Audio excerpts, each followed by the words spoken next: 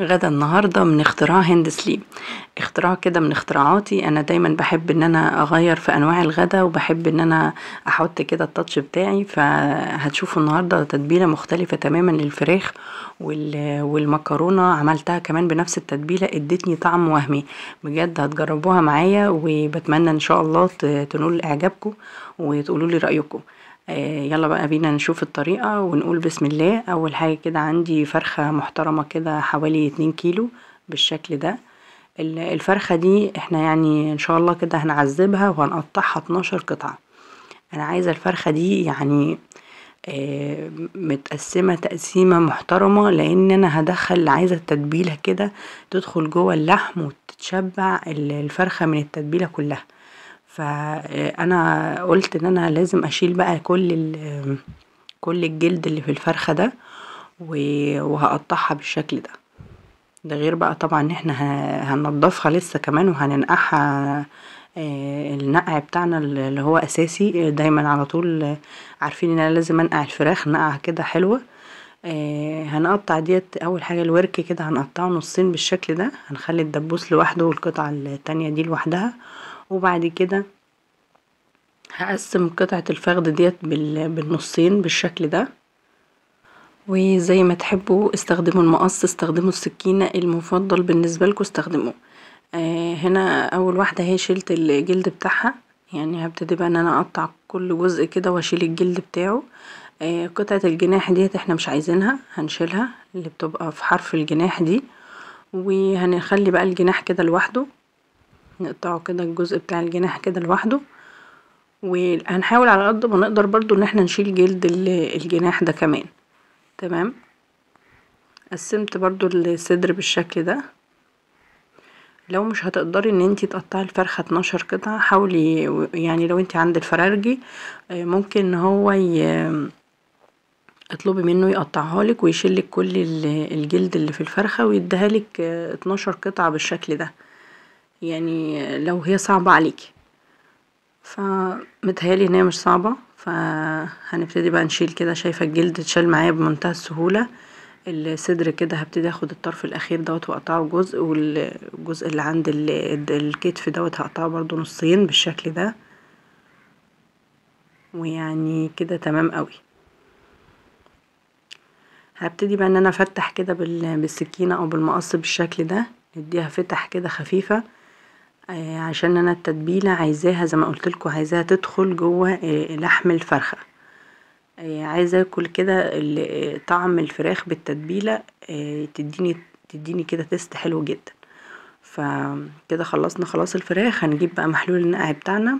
هنا عندي بولة وحطيت فيها مية بالشكل ده، مية من الحنفية عادي. وجبت هنا شرايح برتقان وشرايح ليمون بالشكل ده، عيدان قرفة وورق لورا وقرنفل.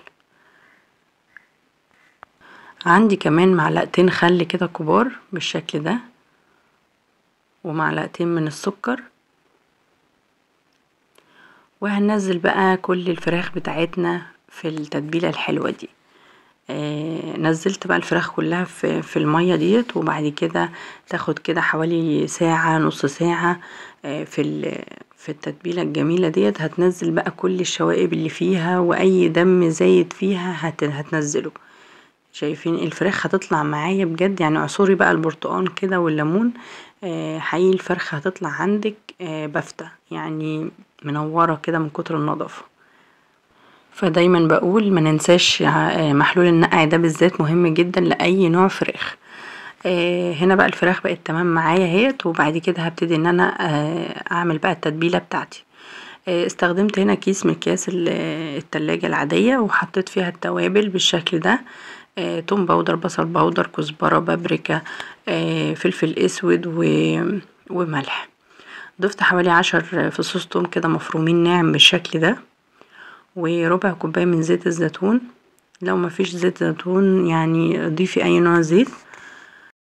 عندي كمان حزمة كبيرة من الشبت قطعتها ناعم بالشكل ده، هقسمها على نصين. هسيب جزء وهحط جزء كده في تتبيلة الفراخ، الجزء التاني ده هستعمله بقى في حاجة تانية هقولكوا عليها. وهنا بقى هنزل بقى قطع الفراخ بتاعتي اللي احنا نضفناها التنظيفة الجميلة دي. الكيس بقى انا استخدمته ليه؟ علشان هيساعد معايا ان التتبيلة كلها تتغلغل كده جوه الانسجة بتاعت الفرخة. فلما اقلبها كده في الكيس وطبعا هقفل عليها بقى كويس جدا، نفس التتبيلة كله مش هيخرج بره، يعني هنكون بقى حطيناه كله كده في الفرخة. فانا فضلت الطريقة دي، هتبقى سهلة بالنسبة لكم وهتبقى حلوة جدا. اركني بقى البولة على جنب وابدأي ان انتي دخلي كده التتبيلة كده في الفراخ كويس جدا. التتبيلة دي ممكن تعمليها كده قبلها بيوم. انا عملتها قبلها بيوم صراحة، وقعدتها بقى في التلاجة كده تاخد بقى ايه الوقت بتاعها براحتها، وتاني يوم ابتديت ان انا اشتغل فيها. نسيبها بقى في التلاجة، وبعدين تاني يوم نبتدي بقى نحطها كده في الصينية بتاعتنا. انا هنا طلعتها خلاص، وهجيب بقى الصينية بتاعتي احط بقى فيها قطع الفراخ اللي احنا تبلناها. شايفين الفراخ اصلا يعني شربت كل التتبيلة ازاي؟ بجد الريحة بقى طالعة رهيبة، يعني من قبل كمان ما تستوي ريحتها تحفة.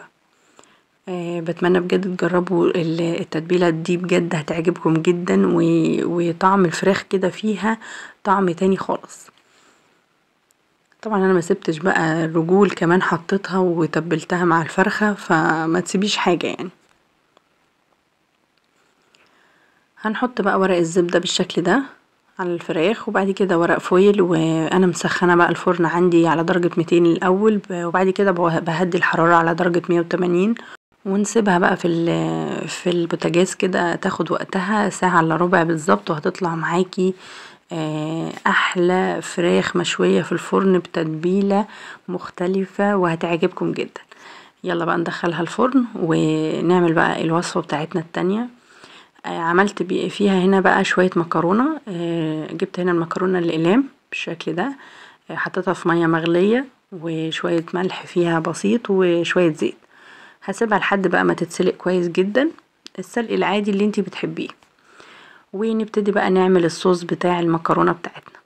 هنا حطيت معلقة كبيرة من الزبدة في الطاسة بالشكل ده. بعد ما الزبدة كده تسيح في الطاسة، هبتدي انزل عليها بحوالي 4 فصوص توم كده او 5، فرماهم برضو ناعم بالشكل ده.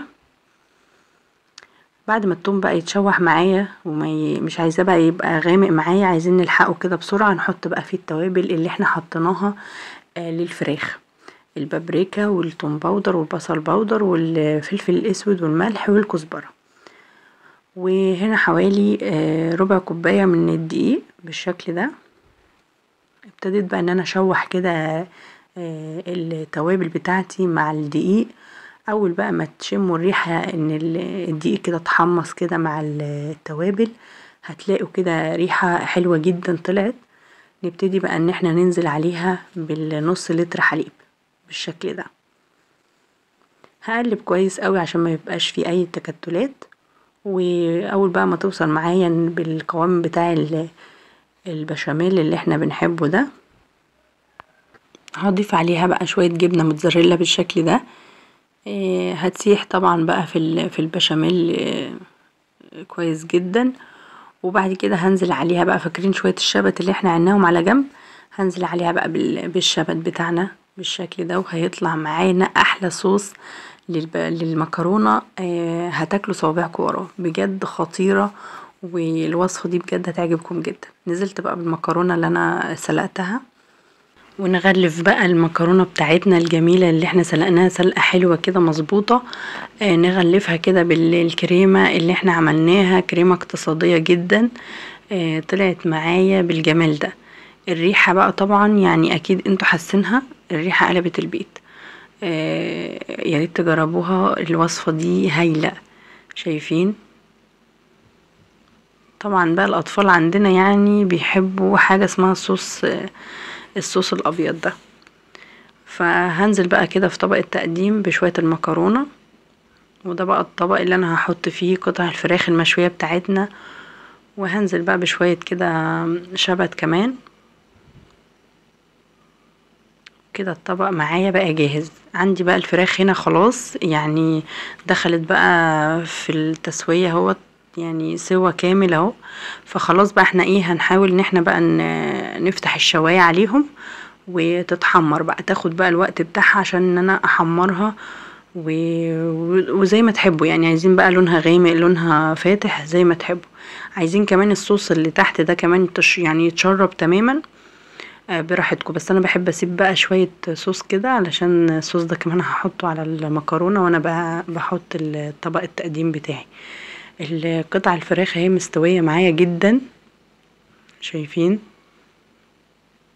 كل قطعة كده شاربة من التتبيلة شبعانة صراحة.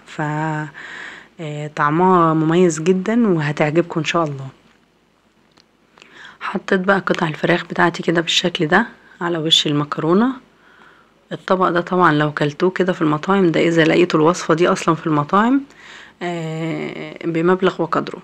فلا يعني غيري كده في الاطباق بتاعتك في البيت واعملي لهم كده وصفات مختلفة، بجد هتعجبهم جدا. حطيت شوية صوص كده على الوش والطبق عندي بقى جاهز بالشكل ده. شايفين خطير بجد وطعمه بقى رهيب، يعني طعمه كده في حتة تانية بجد، من احلى الاطباق اللي هتجربيها. وما تنسونيش بجد في اللايك والاشتراك لو عجبكم الفيديو، وشير كتير عشان الكل يستفاد ويشوف بقى الوصفة بتاعتي الحلوة دي. بتمنى تنول اعجابكم واشوفكم على خير ان شاء الله في وصفات احلى واحلى. كان معاكم هند سليم، باي باي.